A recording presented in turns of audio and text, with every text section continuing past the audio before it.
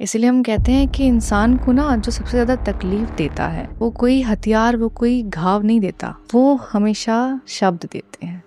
आजकल ना सिचुएशनशिप और hookup culture, friends with benefit, fling, ऐसे नए नए टर्म्स इजाद किए जा रहे हैं और उसकी आड़ में बहुत सारी चीज़ें चलती हैं। क्योंकि लड़कियों को हर किसी से अलग अलग चीज़ें पूरी करनी है। वो किसी एक इंसान को अपने पास रखती हैं दोस्त बना के कि अच्छा ये मेरे पूरे दिन का जो है दुखड़ा सुन लेगा। I can talk dirty, I can talk nonsense, I can talk childish. एक को वो अपने साथ रखती हैं बिस्तर पे अच्छा होने के लिए, मुझे सेटिस्फेक्शन चाहिए, वहाँ प्यार नहीं है। एक को रखती हैं अपने पास में जहाँ उनकी वो नीड्स पूरी करता है लाइफस्टाइल की, उनके ब्रांडेड कपड़े, उनके आईफोन्स। कार्तिक, एक बात हमेशा याद रखना, रिश्ते में ना एक आदमी उम्मीद करता है औरत से कि उसको प्यार मिले, एक औरत उम्मीद करती है आदमी से कि उसकी ज़रूरतें पूरी हो। बस इतना सा फर्क है। अगर अरेंज मैरिज है चाहे लव मैरिज है, दोनों ही केसेस में उस इंसान से पहले बातें करो। उस इंसान से वो बातें करो जो आप एक्सपेक्ट नहीं करते। प्यार मोहब्बत की बातें शुरुआत में अच्छी लगती है, लेकिन उसके बाद तो लाइफ है ना। शादी से पहले जब हनीमून डिस्कस हो सकता है तो ये भी तो डिस्कस हो सकता है ना कि घर की जो चीज़ें हैं, घर की जो रिस्पॉन्सिबिलिटीज़ है वो कौन निभाएगा। लड़कियों को नहीं समझ, लड़कियां चाहती हैं कि उन्हें सुना जाए, लेकिन ये नहीं चाहती कि उन्हें समझाया जाए। रियलिटी में क्या एक लड़का और लड़की सिर्फ दोस्त हो सकते हैं? नहीं, काफ़ी बार ना नहीं कि मैं अपने एक्स से सिर्फ इसलिए बात कर रही हूँ कि ऐसा कुछ है नहीं हमारे बीच में, वो फीलिंग्स ओवर हो चुकी हैं। It just like he is a good person, तो I am just maintaining a healthy relation. ये सही है या गलत है? गलत है, पूरा गलत। आपको क्या आप किसी इंसान के साथ प्यार करते हो, फिर आपको तीसरे इंसान की ज़रूरत क्या है? दोस्ती एक हद में होती है कार्तिक। जब तुमने प्यार किसी और से पूछ के नहीं किया तो अपने रिश्ते में किसी और की सलाह की ज़रूरत क्या है तुमको? मैं अपनी ज़िंदगी में जितने भी आदमियों से टकराई हूँ, सब बहुत खूबसूरत थे, लेकिन जिससे मैं मोहब्बत करती हूँ, मेरा पति आदि, वो एक्चुअल में मेरे लिए भगवान है। I just love him for the way he is. कि इन्होंने मुझे इंस्टा पे मैसेज किया। अच्छा, ये स्टोरी इंस्टा से शुरू हुई थी? We have an Instagram relationship. He DM'd me, thankful that you are in my life. Please say yes. बुलाओ उसको बॉम्बे से, हम मिलेंगे और हमारी बेटी का पीछा छोड़। Everything that happens in a middle class family, सब कुछ हुआ। वायलेंस से लेके अब्यूज़ से लेके सब कुछ हुआ। इनके पापा ने बोला देखो भाई, मेरा लड़का राजी आपकी बेटी को पसंद करता है, आपकी बेटी मेरे बेटे को पसंद करती है। कल को ये लेके भाग गया, मेरे पास मत आना, सबको गोली मार दूंगा। मैं ना शादी के बाद सिर्फ हस्बैंड के साथ रहूंगी, इन-लॉज के साथ नहीं रहूंगी। अगर कोई लड़की ये बात बोल रही है ना, तो पहली बात तो उस लड़की से शादी मत करो। बच्चा नहीं हुआ, छोड़ दो। मैं बोल रही हूँ बात, छोड़ दो। क्यों नहीं रह सकता माँ बाप के साथ में? प्रॉब्लम क्या है? कि जब लड़की ज़्यादा कमाने लग जाती है, लड़की का स्टेटस फाइनेंशियली ऊपर चला जाता है मेल से, तो वो अपने से लो स्टेटस के मेल को एक्सेप्ट नहीं कर पाती। लड़कियों को शर्म आती है, लेकिन वो मैडम जिसके खुद की भी प्रॉपर्टी है, बाप का घर भी है, सब कुछ है, उस मैडम को आधी प्रॉपर्टी चाहिए। 50 लाख 1 करोड़ रुपए तो ऐसे मुंह खोल के मांगते हैं मेंटेनेंस और एलिमनी में, जैसे उनका बाप और उनके दादा यहाँ पे छोड़ के गए थे उस बेटे के पास में। 2 साल के बच्चे का नाम है। यहाँ से लड़कियाँ ख़त्म हो चुकी हैं और हमारा जो कानून है वो अपाहिज हो चुका है। मेरा सपना पूरा हो गया तुम सबको थाने में लाके खड़े करने का। मेरे खुद के ऊपर 3 केसेस चल रहे हैं, that same fake dowry, fake domestic violence. I am not the person who is doing these things for the content के नाम पे जो चीज़ परोसी जा रही है, किस डायरेक्शन में जा रहा है और ये लड़कियों में क्यों आ रहा है, ये साइकोलॉजी समझनी ज़रूरी है। व्यूज़ मिल रहे हैं ना, जो सिर्फ हिप्स दिखा के नाच रही है।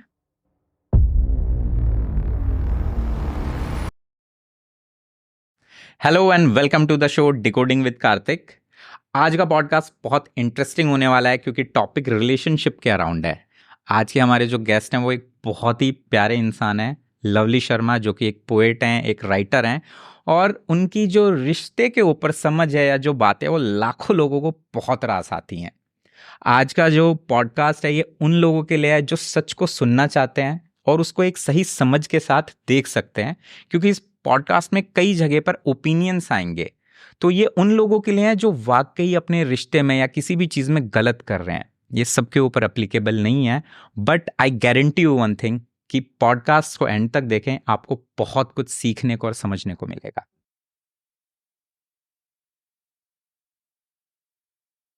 नमस्कार अमक्का, कैसे हो आप? मैं बहुत अच्छी हूँ कार्तिक, आप कैसे हैं? एकदम बढ़िया। तो स्टार्ट करना चाहूँगा थोड़ा सा राइटिंग के बारे में समझने के लिए कि आपको कब पता चला, मतलब बचपन में मैंने भी एक दो लाइन ऐसे ही लिखी हैं, बट कभी भी ये फील नहीं आई कि हाँ इसको मैं अपना करियर बना सकता हूँ या बहुत डीपली उसमें जाऊँ। तो वो मोमेंट लाइफ में कब आया था कि यार मुझे पोएट बनना है या शायरी लिखना पसंद है या और भी कुछ चीज़ लिखना पसंद है? आई थिंक स्टार्टिंग मैंने लिखने से नहीं की थी, मैंने पढ़ने से की थी। मैं शुरुआत में पढ़ती बहुत थी और मुझे शायरियाँ पढ़ना और जो ट्रक के पीछे भी लिखी होती थी, मुझे वो बड़ी क्यूट लगती थी। मतलब अगर मैं सबसे पहले जो मैंने जिसको देख के मेरे को ऐसा लगा था यार ये क्या लिख दिया, मतलब कितना रिलेटेबल लिख दिया, वो था मैंने एक ऑटो के पीछे पढ़ा था कि हंस मत पगली प्यार हो जाएगा। एंड मैं 7th 8th क्लास में थी आई थिंक। मैंने वो पढ़ा, मैं चुपचाप अपने स्कूल से वापस आ रही थी ऑब्वियसली। मैंने जैसे ही ऑटो क्रॉस किया, ऑटो स्टैंडिंग पोजीशन में था, मैंने क्रॉस किया और मैं हंसने लग गई।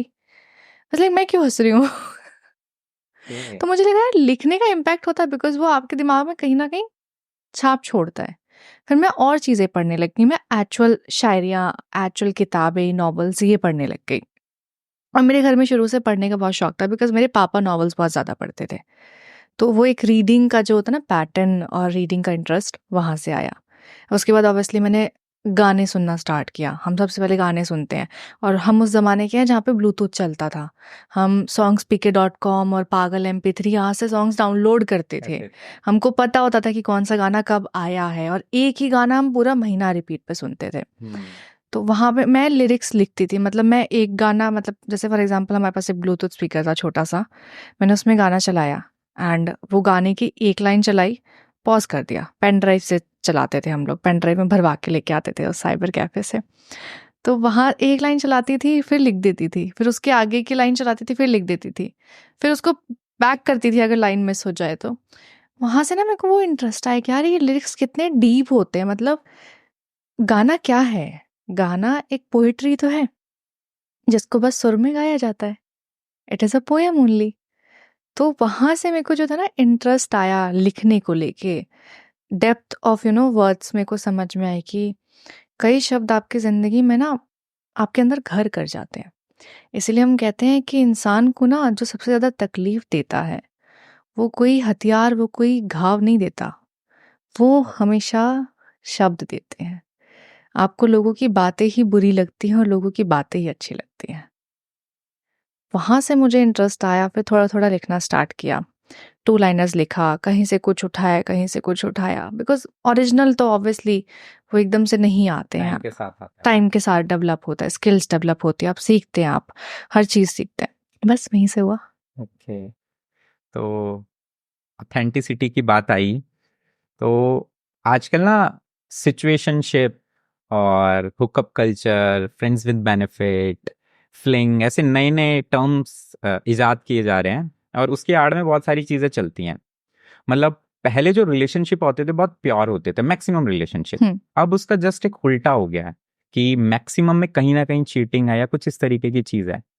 तो ये एक सडन राइज जो आया, ये क्यों आया? इसके पीछे मतलब लॉजिक क्या है? यार देखो, सडन राइज नहीं है, चीज़ें पहले होती थी। अफेयर्स पहले होते थे, बिल्कुल। एक को रख के दूसरा बैकअप में रखा जाता था, डीएम्स पेंडिंग में छोड़े जाते थे, हर किसी के पास ऑप्शन था, नाम अभी दिया गया है। तो it is not the new thing जो लोग कर रहे हैं। धोखे पहले भी होते थे, धोखे आज भी हो रहे हैं। पर वो रेशियो पहले बहुत कम था। फर्क ये है कि पहले हम जब रिश्ते बनाते थे तो निभाने के लिए बनाते थे। अब जब हम रिश्ता बनाते हैं तो हमारे दिमाग में एक चीज़ हमेशा रहती है बैक ऑफ द माइंड में, ये नहीं चला तो क्या, I should have a backup option. ये मेरी नहीं समझ रहा है तो मुझे तो दूसरा चाहिए। एंड देन कुछ लड़कियां ये बोलती हैं कि अरे, मतलब एक चीज़ अगर आप ये कहो कि द्रौपदी को भी एक इंसान में नहीं मिली तो मेरे को तो ऑब्वियसली 5 के पास जाना पड़ेगा ना। ये स्टेटमेंट आते हैं क्योंकि लड़कियों को हर किसी से अलग अलग चीज़ें पूरी करनी है। वो किसी एक इंसान को अपने पास रखते हैं दोस्त बना के कि अच्छा ये मेरे पूरे दिन का जो है दुखड़ा सुन लेगा, इससे मैं कुछ भी बोल सकती हूँ।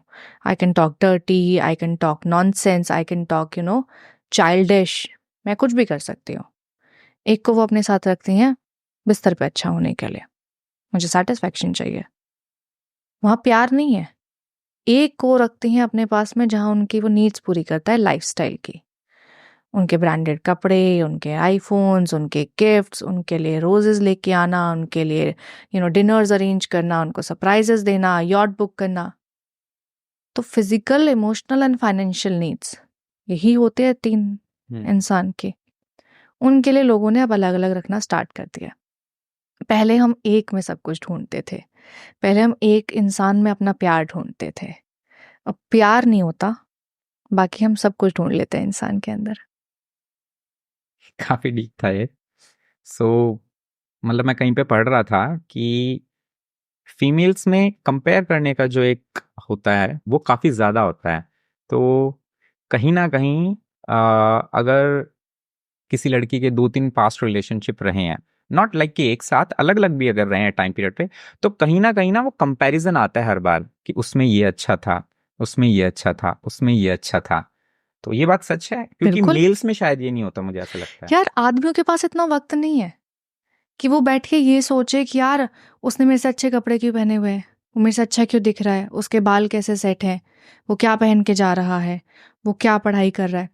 आदमियों का सिर्फ एक सिंपल सीधा मोटिव है, मुझे घर से बाहर निकलना है, मुझे पैसा कमाना है, मुझे अपना घर चलाना है, मुझे अपने एक्सपेंसेस बेयर करने हैं, I have to protect my family, that's it. उनका सिंपल मोटिव है जिंदगी का।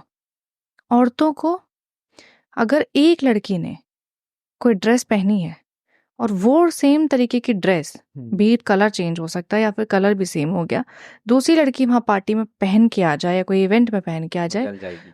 वो इनसिक्योर हो जाते हैं, उनको एम्बैरस फील होने लगता है। एक लड़की दूसरी लड़की को गुजरते हुए ऊपर से नीचे तक देखती है कि इसने क्या पहना है, कैसे बाल है, क्या इयररिंग्स है, क्या हील्स है। टाइम है ना कंपैरिजन करने का, ये तो लाइफ की बात हो गई। तो अगर इतनी छोटी से छोटी चीजों को लेके लड़कियां कंपैरिजन कर रही हैं, तो वो तो फिर भी रिलेशनशिप का मामला है, तो ये वहां तो आएगा ही आएगा। तो चाहे कितना ही मना किया जाए, बट ये सच है, वो कंपैरिजन कहीं ना कहीं होता है। कार्तिक, एक बात हमेशा याद रखना, रिश्ते में ना एक आदमी उम्मीद करता है औरत से कि उसको प्यार मिले, एक औरत उम्मीद करती है आदमी से कि उसकी जरूरतें पूरी हो। बस इतना सा फर्क है। ओके। तो जब एक रिश्ता खत्म होता है, टूटता है किसी भी रीजन से, उसके बाद ना एक बहुत वॉइड आ जाता है लाइफ में, एक बहुत ही अलग सा जोन आता है डिप्रेशन का, टेंशन का। मैक्सिमम लोग ना लिखने में अच्छे नहीं होते, तो वो कहीं ना कहीं दूसरे पोएट, दूसरे कवियों के शब्दों में ना अपना वो दर्द महसूस करते हैं, बिल्कुल। रिलेट कर पाते हैं। पता है कार्तिक, खालीपन रिश्ते में आता है अगर आपने वो रिश्ता ना बहुत सच्चे दिल से निभाया हो। अगर आप रिश्ते में हो तो आपको वो खोखलापन महसूस होगा कि मैंने क्या खोया है, आपको वो गिल्ट भी महसूस होगा, आपको सब कुछ आएगा कि यार क्या नहीं करना चाहिए था, क्या करना चाहिए था। और हर इंसान को मतलब पता होता है अपनी जिंदगी में कि वो रिश्ता क्यों टूटा है, उसकी क्या गलती थी। कार्तिक, मेरा नहीं है लेकिन नसीर साहब का एक शेर है कि मिलने की तरह वो मुझसे पल भर नहीं मिलता, दिल उससे मिला जिससे मुकद्दर नहीं मिलता। खालीपन रहेगा क्योंकि आपकी तकदीर में शायद वो साथ लिखा ही नहीं था, या फिर जो इंसान आपके साथ था वो साथ रहना नहीं चाहता था। ये सब तकदीर और वक्त का खेल है। जैसे अब बहुत ज्यादा ब्रेकअप्स वगैरह हो रहे हैं, और सिर्फ ब्रेकअप नहीं, शादी के बाद भी बहुत ज्यादा सेपरेशन रेट है जो काफी बढ़ गया है। तो इसमें ना मतलब एक इंसान कैसे परखे? अब जो देखो लव रिलेशनशिप में है, जिनकी let us suppose love marriage या कुछ ऐसा है, तो वो तो काफी कुछ जानते हैं एक दूसरे के बारे में, और एक बहुत कॉन्शियस डिसीजन होता है आपका। उसके बाद भी अगर आपके साथ कुछ हो रहा है तो शायद आपने अच्छे से नहीं देखा। बट अरेंज मैरिज में लोग बहुत घबराने लगे हैं, क्योंकि एक अनजान इंसान होता है, और उस 10 मिनट की मीटिंग में, उस आधे घंटे की एक मीटिंग में सब अपने बेस्ट पे होते हैं, है ना, कि बहुत सॉफ्ट स्पोकन भी होंगे और Yes. सारी चीजें होंगी। तो ऐसे में एक लड़का एक लड़की को कैसे परखे, या एक लड़की एक लड़के को कैसे परखे? यार सबसे पहले तो ना मैं एक बात कहूंगी, शादी बहुत बड़ा डिसीजन होता है लाइफ का। पहले के ज़माने में चल जाता था कि आपने किसी इंसान को देखा नहीं और आप उसके साथ ताउम्र ज़िंदगी निभा लो, क्योंकि पहले के ज़माने में एक इंसान बाहर कमाने जाता था और एक इंसान का काम होता था गृहस्थी संभालना। वो दोनों में से कोई भी हो सकता है। जैसे आप अगर महाराष्ट्र साइड में जाओगे तो वहाँ पे औरतें बाहर जाती हैं मच्छियाँ बेचने के लिए, आदमी बाहर जाते हैं मच्छी पकड़ने के लिए। तो काम बटा हुआ है, बोथ आर वर्किंग, लेकिन उन्होंने अपने घर का काम भी बांटा हुआ है। अगर आप हमारे यहाँ पे जहाँ पे एग्रीकल्चर बहुत ज़्यादा है वहाँ पे देखें तो औरतें जो थी वो घर संभालती थी, आदमी बाहर खेती करता था। लेकिन अगर वो खेती कर रहा है तो औरतों ने घर में जानवर भी पाले हुए हैं, गाय भैंस भी पाली हुई है, तो वो भी वो काम करें, मतलब डेयरी का भी वो काम कर रहे हैं, उनको खिलाना पिलाना सब काम कर रहे हैं। तो पहले चल जाता था कि आपने किसी इंसान को देखा नहीं, जाना नहीं, पहचाना नहीं और आप उसके साथ शादी जैसे बंधन में बंध गए हो। लेकिन आज का ज़माना बहुत अलग है। आपको देखना पड़ेगा कि आप उनसे इंसान के साथ अपनी पूरी ज़िंदगी, आप अपना बुढ़ापा जी सकते हो या नहीं जी सकते हो। क्योंकि दुनिया में इतनी टेंशन है यार, दुनिया आपको बैठी हुई है डिमोटिवेट करने के लिए, आपको कंपटीशन में लाने के लिए, आपको नीचा दिखाने के लिए। और अगर उस टेंशन में जहाँ पे दुनिया आपको लगी पड़ी है एक रेस में हराने के लिए, अगर घर में कंपटीशन और रेस लग जाती है ना, तो बहुत बुरा होता है। तो जानो पहले, अगर अरेंज मैरिज है चाहे लव मैरिज है, दोनों ही केसेस में उस इंसान से पहले बातें करो। उस इंसान से वो बातें करो जो आप एक्सपेक्ट नहीं करते हो। प्यार मोहब्बत की बातें शुरुआत में अच्छी लगती है, लेकिन उसके बाद तो लाइफ है ना। आप घर के खर्चे के बारे में बात करो, घर के एक्सपेंसेस के बारे में बात करो, इंश्योरेंसेस के बारे में बात करो। माँ बाप को देखा है ना करते हुए, बिल्स भरते हुए, उसके बारे में बात करो। काम बांटो कि कौन क्या करेगा। शादी से पहले जब हनीमून डिस्कस हो सकता है, तो ये भी तो डिस्कस हो सकता है ना कि घर की जो चीज़ें हैं, घर की जो रिस्पॉन्सिबिलिटीज़ है, वो कौन निभाएगा, पेपर वर्क कौन देखेगा और फाइनेंशियल स्टेटमेंट्स कौन देखेगा। इस बारे में डिस्कशन हो सकता है ना। आपको उस इंसान की ओपिनियन और पर्सपेक्टिव दोनों देखने चाहिए। वो इंसान जब आपके साथ एक कमरे के अंदर है तब वो कैसा है, वो ऑब्वियसली बहुत अच्छा होगा। जब वो आपसे बाहर मिल रहा है तो वो ऑब्वियसली बहुत डेकोरेटेड, बहुत सजा हुआ होगा। बट जब आप शादी करके एक इंसान के साथ रहते हो तो वो ऑब्वियसली अंडरगारमेंट्स में ही घूमेगा। वहाँ पे आप एक्सपेक्ट मत करो कि वो अपने मतलब शर्ट टक इन करके एकदम बाल सेट करके स्प्रे मार के आपके साथ परफ्यूम लगा के घर में रोम अराउंड कर रहा है। देखो कि आप क्या झेल सकते हो और क्या नहीं झेल सकते हो। There are certain people in life जिनको होता है कि यार मेरे को एकदम ओसीडी है, मैं नहीं देख सकता हूँ अनऑर्गेनाइज चीज़ें। And it can be possible कि दूसरा पार्टनर जो है बहुत अनऑर्गेनाइज्ड हो, तो बात करो ना उस बारे में। अगर आपको शादी करनी है तो शादी इज़ लाइफ, तो आपके जो लाइफ को देखने के और जीने को जो फिलॉसफीज हैं, जो नज़रिए हैं, उनके बारे में बात करो। क्योंकि अगर आप इस बारे में बात नहीं कर रहे हो, शादी भी ऑब्वियसली ऐसे तो नहीं होते ना कि पेरेंट्स ने आज मिलवाया और कल रात को ही शादी हो जाएगी। आपको एक कोर्टशिप मिलता है कि आप बैठ के बात करोगे, एक दूसरे को जानोगे, एक दूसरे के नंबर भी एक्सचेंज होते हैं, आप मिलते भी हो, एक दो बार भी मिलते हो, चाहे फैमिली के साथ मिलो चाहे अकेले मिलो, डजेंट मैटर। बट आप बात क्या कर रहे हो वो देखो। अगर वो इंसान आपको आपके डार्केस्ट पॉइंट्स पे आके ये कहता है कि नहीं ठीक है, बाहर अंधेरा होगा लेकिन तुम अपने दिल में उजाले रखो, तो वो इंसान सही है। अगर वो इंसान आपके पूरे दिन की थकान सुनने को तैयार है, कि लड़की के लिए भी मायने रखता है और लड़के के लिए भी मायने रखता है, तो वो इंसान सही है। लड़कियां चाहती हैं कि वो सुने आदमी की आज ये हुआ आज वो हुआ, क्योंकि लड़कियां बहुत ओवर एक्सप्रेसिव होती हैं। लड़कियों का काम सिर्फ जबान से चलता है, उनके सारे इमोशंस उनकी बॉडी से वर्ड्स के थ्रू फ्लो होती है। आदमी वर्क के थ्रू फ्लो करता है। आपने बोला भूख लगी है, वो खाना ला के देगा, वो क्रेविंग्स पे नहीं जाएगा। आपको मन होगा कि आपको कहीं बाहर जाना है, वो बाहर लेके जाएगा। आपका मन है डिनर करने का, वो डिनर पर लेके जाएगा। लेकिन आपको डिनर में क्या एक्सपीरियंस चाहिए, आपको कौन से रेस्टोरेंट में जाना है, आपको कौन सा फूड ट्राई करना है, कौन सा कुजीन ट्राई करना है, you have to tell him. वो बहुत स्ट्रेट फॉरवर्ड काम करता है, उसका नहीं इतना दिमाग चलता। वो बहुत सीधा सिंपल आदमी है जिसको आपको बताना पड़ेगा कि आपको क्या चाहिए। अगर आपको सरप्राइजेस चाहिए तो साथ में बैठ के प्लान करो, उसको बताओ कि मेरे को ये सरप्राइज चाहिए। वो कब देगा वो उसकी जिम्मेदारी है, लेकिन एक्सपेक्ट क्या कर रहे हो वो बताओ ना। Because your husband, your partner is not your therapist. वो मैजिशियन नहीं है जो आपके मन की सारी बातें समझ के एकदम ही अप्लाई कर देगा, या फिर आपके सारे डार्क टाइम्स में वो आपको आके कंसोल कर देगा और वो बोलेगा कि हाँ सब ठीक है। He is not a psychiatrist, he is not a doctor, he is a human being. तो आदमी को आदमी समझा जाए तो बेहतर है। हर तरीके से बात करो। आप ये देखो कि अगर आपकी ज़िंदगी में कभी कोई ऐसी सिचुएशन आए कि किसी एक की बहुत ज़्यादा हेल्थ खराब हो जाती है, तो वो दूसरा इंसान आपका साथ देगा या नहीं देगा। आप ये देखो कि अगर कोई ऐसा सिचुएशन आता है जहाँ पे आपके पास बिल्कुल फाइनेंसेस नहीं है, प्रॉपर्टी चलेगी, पैसा चला गया, गाड़ी चला गया, घर चला गया, सब कुछ चला गया, एक दूसरे के साथ रह पाओगे या नहीं रह पाओगे? क्योंकि उस वक्त आपको पता लगेगा कि वो उस रिश्ते में मायने क्या रखता है, प्यार या जायदाद। अब ये चीज ना जो आपने अभी बोली है काफी रिलेटेबल भी है। जैसे मेरे ना काफी दोस्तों की अभी शादी हुई है पिछले 2-3 साल में, तो काफी बार मैं ऑब्जर्व करता हूँ होता क्या है कि लड़कियां जैसे आपने बताया बहुत ज्यादा जबान से चलती हैं, तो कोई आके एक प्रॉब्लम बताने लगेंगी कि आज ऐसे हुआ। अब मेल्स के साथ क्या होता है कि बहुत ही ज्यादा ना स्ट्रेट फॉरवर्ड होते हैं, मुद्दे पर आओ सीधा। मुद्दे पे आओ। अब वाइफ ने या गर्लफ्रेंड ने आके प्रॉब्लम बताई कि आज ऐसा ऐसा ऐसा हुआ, अब उसका क्या दिमाग तुरंत काम करेगा, सॉल्यूशन क्या हो सकता है, अब वो सॉल्यूशन देगा। अब मैंने ये लाइव देखा है कि उसने सॉल्यूशन दिया और वाइफ गुस्से में चली गई। और इसको मैंने बाद में रिलेट उस चीज से किया कि इंस्टाग्राम पे ना ऐसी बहुत सारी रील्स चल रही हैं जिनमें आजकल ये बोला जाता है कि मैं अपने पार्टनर के पास गई हूं तो मुझे ये नहीं चाहिए कि तुम मुझे सॉल्यूशन दो, मुझे ये चाहिए तुम मुझे सुनो। तो मुझे समझ ही नहीं आता इस चीज में। अब लड़के ना कंफ्यूज हो जाते हैं, भाई सुनना ही है सिर्फ या सॉल्यूशन देना है, क्योंकि हमारी तो जो मतलब एक बोलते हैं ना ट्यूनिंग सेट है वो सॉल्यूशन ओरिएंटेड है।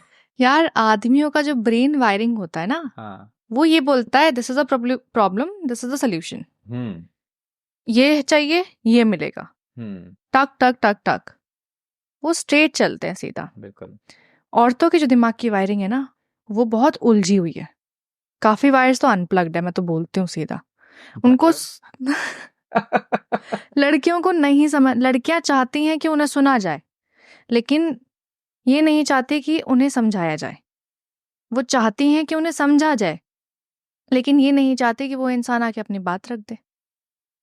कंफ्यूज रहती हैं वो। आपको बताना है कि आज ये हुआ, ये हुआ, ये कहानी थी, वो कहानी थी, ये रिश्तेदार, वो रिश्तेदार, आपको सब बताना है। मोटिव क्या है, मुद्दा क्या है? अगर आप कोई चीज सर्टन वे में फील कर रहे हो, फॉर एग्जाम्पल मेरी भी आदत है, मैं भी लड़की हूँ, मैं बताती हूँ आदि को कि आज इसका फोन आया, वो ऐसे बोल रहा था, वैसे बोल रहा था। आदि इज लाइक ठीक है, छोड़ दो, रहने दो, मत करो, अगर बुरा लग रहा तो मत करो। उन्होंने तुरंत सोल्यूशन दिया, आदमी तुरंत सोल्यूशन देगा। अब मैं क्या बोलूँगी, यार तुमने मुझे सोल्यूशन क्यों दिया, तुमने मेरी बात, उसको कहानी थोड़ी सुननी है। मेरे इनर माइंड को सोल्यूशन चाहिए ना, कि अगर मेरे को कोई चीज़ परेशान कर रही है, किसी ने मुझसे कुछ सर्टेन वे में कोई बात बोल दी है, तो मुझे सिर्फ उसने क्या बोला उस पर वर्क नहीं करना है, उस बात को लेके घुमाना नहीं है अपने दिमाग में। उसने जो बोल दिया उसको कैसे लेना है वो आदमी बताता है। औरतों का दिमाग बड़ा चलता है कि सत्संग में ये बात हुई, लड़कियां ये चुगली कर रही हैं, गॉसिप ये चल रहा है, बहुत सारी बातें। उनका दिमाग चलता है सिर्फ किसने क्या कह दिया, किसने क्या पहन लिया, किसने क्या कर दिया। और आदमियों का दिमाग चलता है कि ठीक है, अगर उसने ये कहा है तो उससे दूर हो जाओ। उसने ये कहा है तो हो सकता है मोटिव ये हो कि तुम्हें परेशान ना करना चाहता हो, तुम्हें समझाना चाहता हो। उसके शायद जबान रूड हो सकती है, लेकिन उसका इंटेंट बुरा नहीं होगा। वो आपको समझाएगा, बिकॉज वो लॉन्ग टर्म देख रहा है ना। वरना आप बार बार लेके एक ही कहानी को लेके आओगे, रिपीट करोगे, वो सीधा बोलेगा ना अच्छा इसको हटाओ, आगे बढ़ो। काफी रिश्ते आज के दिन एक थर्ड पर्सन की वजह से खराब हो रहे हैं, है ना। चाहे वो रिश्ता रिलेशनशिप गर्लफ्रेंड बॉयफ्रेंड का हो, चाहे वो शादी के बाद हो। तो रियलिटी में क्या एक लड़का और लड़की सिर्फ दोस्त हो सकते हैं? क्योंकि नहीं काफी बार ना, नहीं नहीं, ओके, क्योंकि काफी बार ऐसा होता है कि ये बोला जाता है कि ये मेरा जस्ट फ्रेंड है ना, कि हम सिर्फ अच्छे दोस्त हैं। या फिर इसी का एक दूसरा वर्जन आता है कि मैं अपने एक्स से सिर्फ इसलिए बात कर रही हूँ कि ऐसा कुछ है नहीं हमारे बीच में, वो फीलिंग्स ओवर हो चुकी हैं, it just like he is a good person, तो I am just maintaining a healthy relation. ये सही है या गलत है? गलत है, पूरा गलत। आपको क्या आप किसी इंसान के साथ प्यार करते हो, फिर आपको तीसरे इंसान की जरूरत क्या है? दोस्ती एक हद में होती है कार्तिक, दोस्ती की एक सीमा होती है। आप अगर किस तरीके से वॉशरूम यूज़ कर रहे हो, किस तरीके से अपने पार्टनर के साथ बिस्तर पे जा रहे हो, किस तरीके से आप कपड़े पहन रहे हो, अगर वो सारी चीज़ें तीसरे पार्टनर के साथ डिस्कस हो रही है ना, दोस्तों के साथ डिस्कस हो रही है, चाहे वो लड़की दोस्त हो चाहे वो लड़का दोस्त हो, वो गलत है। बिकॉज आप अपने रिलेशनशिप खोल के रख रहे हो ना। आप एक रिश्ते में हो तो वो प्राइवेसी डिमांड करती है और डिजर्व करती है। आप क्यों बता रहे हो कि उस इंसान ने आपसे क्या कहा, आपके पार्टनर ने? आपको कोई चीज़ बहुत बुरी लगे तो अपने पार्टनर से जाके बात करो। अगर एक लड़के ने आपसे कोई बात बोल दी है, कोई बहुत रूडली बिहेव कर लिया है, तो उसी से जाके बोलो कि मेरे को ये बात बुरी लगी है, आज से ऐसे मत बात करना मुझसे, या फिर मुझे हर्ट हुआ है, प्लीज़ अगली बार इस टोन में मत बात करना बिकॉज मैं डिसरिस्पेक्टेड फील कर रही थी। उस इंसान को जाके बोलोगी जिसने वो करा है तो वो उस पर काम करेगा, वो उसको सॉल्व करेगा। दूसरे इंसान के पास जाओगी सल्यूशन के लिए तो सल्यूशन नहीं होगा, मैनिपुलेशन होगा। बिकॉज दोस्त क्या बोलेंगे, अरे यार ये तो बहुत गलत हुआ तेरे साथ में, वो ऐसे नहीं कर सकता, वो होता कौन है तेरे साथ ऐसे बोलने वाला, उसकी हिम्मत कैसे हुई। दिस इज द मैनिपुलेशन ना। वन साइड ऑफ स्टोरी सुन के वो कुछ ना कुछ। जब तुमने प्यार किसी और से पूछ के नहीं किया तो अपने रिश्ते में किसी और की सलाह की जरूरत क्या है तुमको। और ये जो जस्ट फ्रेंड वाला बात होता है ना, मैंने इसीलिए एक दोस्ती की सीमा की बात कही है। एक हद होती है, दोस्ती की हमेशा एक हद होती है। अगर लड़की अपने एक्स से बात कर रही है या किसी फ्रेंड से बात कर रही है, मैं शादीशुदा हूं, मुझे पता है आदमी क्या सोचता है। एक आदमी को एक औरत से ज्यादा पता है कि दूसरा आदमी क्या सोचता है। एक लड़के को पता होता है कि अगर उसकी गर्लफ्रेंड का कोई दोस्त है, मेल कलीग है, फ्रेंड है, एनीवन, वो उसको किस नज़र से देख रहा है, उसके दिमाग में क्या चल रहा है। बिकॉज एट द एंड है तो वो भी लड़का ही ना, बॉडी फंक्शन तो सेम ही काम कर रही है। तो बॉयफ्रेंड क्या करेगा, लड़की को सुझाव देगा कि उससे दूर रहो, मुझे उसके इंटेंशन सही नहीं लग रहे हैं। बट लड़की क्या बोलेगी, तुम मेरे कैरेक्टर पे बात उठा रहे हो, तुम मेरी दोस्ती पे सवाल उठा रहे हो, तुम होते कौन हो, मेरे लिए तो वो दोस्त ज्यादा इंपॉर्टेंट है। क्यों ज्यादा इंपॉर्टेंट है? तुम वो चीज नहीं देख पा रही हो जो तुम्हारा पार्टनर देख रहा है। और अगर वो तुमको आगाह कर रहा है कि वो जो इंसान है तुम्हारे लिए गलत सोच रखता है या कभी कुछ गलत हो सकता है, तुम्हारा हक ये बनता है, तुम्हारा फर्ज ये बनता है एज अ राइट पार्टनर कि तुम ये बोलो कि अच्छा अगर तुम्हें ऐसा लगता है तो हो सकता है कोई ऐसी चीज हो जो मैंने ना नोटिस की हो, तुमने नोटिस की हो, बैकग्राउंड स्टोरी में नोटिस की हो, मैं ध्यान रखूंगी। एकदम से कट ऑफ नहीं करती हूँ तो थोड़ा डिस्टेंस बना सकती हूँ, मैं देखती हूँ। आपको क्यों खाई में गिरकर ही जानना है कि दर्द कैसा होता है? आप पहले भी तो थोड़ा सा पीछे हट सकते हो ना। आपको सीनरी पसंद आ रही है, आपको नज़ारे पसंद आ रहे हैं, लेकिन आपको नज़ारे देखने के लिए एकदम ही टिप पॉइंट पे जाके देखना है कि ओह वो झरना कैसा दिख रहा है, खाई कैसे दिख रही है, तो गिरोगे ना। दो कदम पहले समझ जाओ। पहले संभल जाओ, फिर आके बोलते हो कि उसने ऐसा कर दिया, उसने वैसा कर दिया। लड़के ने तो पहले बोल दिया था। लड़के गलत नहीं होते। अगर लड़का किसी लड़की को रोक रहा है ना कि तुम उस लड़के से बात मत करो, तो बहनों प्लीज मत करो, बिकॉज वो समझता है कि दूसरा लड़का क्या चाहता है। ये बात आपने बहुत सही बोली है, क्योंकि एक लड़का ना बचपन से, जैसे लड़कियों में नहीं होता कि एक दूसरी लड़की को बहुत अच्छे से समझते हैं, सिस्टर्स टॉक, या बेस्टी टॉक, तो लड़के एक दूसरे को बहुत अच्छे से समझते हैं कि बैकग्राउंड में क्या बातें होती हैं जब चार लड़के बैठते हैं। ऑब्वियसली। और एक लड़कियां जब आपस में बैठेंगी ना, लड़कियां सिर्फ किटी पार्टी वाली बातें करेंगी। Oh look at my nails, look at my makeup, I got this from here, I got, that's it. लड़के क्या बात करते हैं? बहन माँ गाली सब देंगे, करियर की बात करेंगे, कंपनी की बात करेंगे, हर तरीके की बात करेंगे। उन्होंने फोन में क्या देखा है, हिस्ट्री क्या थी, सब सब बात करेंगे। बिकॉज लड़कों का, हम बोलते हैं ना कि यार लड़के कैसे हैं, इनको मतलब बायोलॉजी की भी नॉलेज है, इनको ज्योग्राफी की भी नॉलेज है, इनको पॉलिटिकल भी नॉलेज है, उनको सब नॉलेज है। बिकॉज लड़कों ने सब नॉलेज गेन करने पे ध्यान दिया। उन्होंने सब देखा कि अच्छा इसमें ये काम आता है, मैं देख लेता हूँ, इसमें ये काम आता है। वो हर जगह अटेंटिव थे बिकॉज वो प्रॉब्लम सॉल्वर थे। और लड़कियां सिर्फ यही देख रही थी कि सेल कहाँ लग रही है। ओके जैसे अभी हमने रिलेशनशिप वगैरह की काफी बात की, तो आप अपनी पर्सनल लाइफ में लवली शर्मा कैसी हैं? मतलब आपका रिश्ता, जैसे आपका एक बहुत ही ब्यूटीफुल सा रिलेशनशिप था जो कि आगे शादी में आपने तब्दील किया, है Yeah. ना?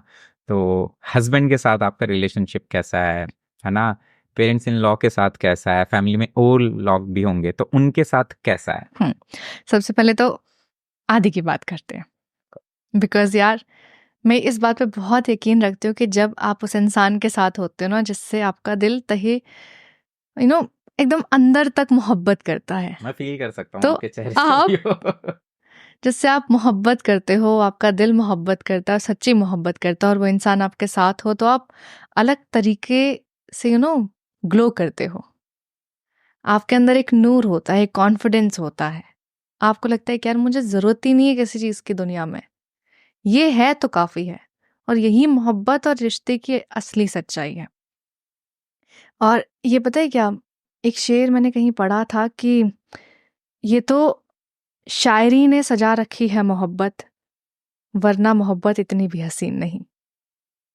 हमने लफ्ज़ों को सजा के रखा हुआ है कि यार ये हर दिन नहीं होते मोहब्बत के अच्छे, जिंदगी है, बुरे दिन भी आएंगे, अच्छे दिन भी आएंगे, लेकिन उस रिश्ते को ना आपको ये कह के संभालना है कि यार बहुत बुरा वक्त था, लेकिन हमने इस वक्त को देखा, हाथ में हाथ लिया, और we did it, we made it, it was hard but we made it, और हमने इसको साथ में किया। तो आपको बुरे वक्त में साथ नहीं छोड़ना है। और मेरा प्यार ऐसा है कि यार मेरे को एक्चुअल में अपनी ज़िंदगी में किसी चीज़ की ज़रूरत नहीं है, किसी दोस्त, किसी इंसान, किसी काम, किसी भी चीज़ की ज़रूरत नहीं है। बिकॉज जैसे मैं प्यार करती हूँ ना, वो मेरा सबसे अच्छा दोस्त है, जिसको ये पता है कि यार मैं अगर उदास हूँ तो मैं क्यों हूँ और मेरा मूड कैसे शिफ्ट करना है। और मुझे ये पता है कि अगर वो शांत है तो वो शांत क्यों है, और उसको कब तक शांत रहने देना है, और अब ये बोलना है कि चलो उठो गोलगप्पे खा के आते हैं। सिंपल सा मोटिव है लाइफ का। क्यों इतना भागना है, क्यों इतना टेंशन लेना है? हम ना लाइफ को ऐसे स्ट्रेच कर रहे हैं, टेंशन टेंशन टेंशन टेंशन, भागे जा रहे हैं रेस में, लेकिन भागने से सिर्फ सांस ही फूलती है। तो अपनी स्पीड पे चलो ना। कोई चीज़ बुरी हो गई है, कुछ टेंशन है, बुरा वक्त है, आता है जाता है, लेकिन ये याद रखो कि ये वक्त गुजर जाएगा। आप अगर उदास हो तो गुजर जाएगा, खुश हो तो गुजर जाएगा। न्यूट्रल रहो। मैं बहुत ज़्यादा न्यूट्रल फेज में रहती हूँ। अगर मतलब मैं खुश भी हूँ तो मैं बहुत ज़्यादा ओवर एक्साइटेड नहीं होती हूँ, ठीक है, इतना ही। मैं हंस लूंगी but that's it. Next to मतलब अगले इमोशन पे मैं चली जाऊंगी। उदास हूँ, फील किया, ग्रीफ है, फील किया, ठीक है, अब क्या? कब तक होल्ड करना है? कब तक बैठे रहना है अंधेरे में? लाइट ऑन करो, देखो, जाओ आगे। तो हमारा रिलेशनशिप ऐसा है कि हम एक दूसरे को जानते हैं, समझते हैं, एक दूसरे की रिस्पेक्ट सबसे ज़्यादा करते हैं। ना वो इज्जत की सीमा कभी बंद कमरे में टूटेगी, ना बाहर दुनिया में टूटेगी। जो इंसान आपकी बाहर इज्जत नहीं कर सकता, वो आपके अंदर इज्जत नहीं कर सकता। जो आपकी अंदर कमरे में इज्जत नहीं कर सकता, होता ना कि आप एकदम लबी डबी घूम रहे हैं रिलेशनशिप्स में हाथ पकड़ के दुनिया के सामने, अंदर आके तू तड़ाक चल रहा है, गाली गलौज चल रहा है। नहीं, रिलेशनशिप का सबसे पहला पिलर होता है रिस्पेक्ट। इज्जत दोगे, इज्जत मिलेगी। Because at certain point of time you will feel यार यहाँ तो लिमिट क्रॉस हो गई, इससे तो मेरे को कुछ ज्यादा बड़ी गाली दे दी। आजकल बड़ा आसान है लड़कियों के लिए, लड़कों के लिए तो ऑब्वियसली बहुत आसान था पहले भी, लड़कियों के लिए बहुत आसान है गाली देना। जबान पे रहता है, माँ बहन भाई सब रहता है। भाइयों के लिए तो खैर गाली ही नहीं बनी यार, आदमियों के लिए कोई गाली ही नहीं सोसाइटी सब। लेकिन ये सोचो, लड़कियां गाली का मतलब नहीं समझ रही हैं। आदमी को गाली दे रही हैं, तेरी बहन dash, how will you do that? Practical side सोची नहीं। बस देना है आपको, कूल दिखना है आपको, अपने आप को ऊपर दिखाना है। Bro I can also give, you know, I can also abuse. Relationship respect, understanding और दोस्ती पे चलती है। एक पॉइंट ऑफ टाइम पे आपकी स्किन जो है उसमें झुर्रियाँ आएंगी, आप खूबसूरत नहीं रहोगे, आप जवान नहीं रहोगे, आप बूढ़े हो जाओगे। रोमांस एंड सेक्स जिंदगी भर नहीं चलेगा। ये वक्त आएगा जब आप एक दूसरे को सिर्फ समझना और सुनना चाहोगे। उस रिश्ते की बुनियाद रखो। अगर बुनियाद सिर्फ फिजिकल है, कुछ कुछ समय की है। कुछ समय के, लॉन्ग टर्म नहीं है। कब तक कर लोगे? कितना कर लोगे? एक वक्त के बाद आके होगा ना फील। True. और यही रिश्ता बाकी परिवार वालों से कैसे? यार मेरे लिए ना पेरेंट्स इन लॉ मतलब ऐसा कोई टर्म ही एग्जिस्ट नहीं करता। मेरे पेरेंट्स पेरेंट्स हैं, आदि के पेरेंट्स पेरेंट्स हैं। वो भी माँ बाप हैं, ये भी माँ बाप हैं, दोनों माँ बाप हैं। देयर इज लो कि मैं इधर बोल रही हूँ कि इधर मम्मी बोल रही हूँ, इधर मम्मी जी बोल रही हूँ। इधर भी मम्मी है, उधर भी मम्मी है, इधर भी पापा हैं, उधर भी पापा हैं।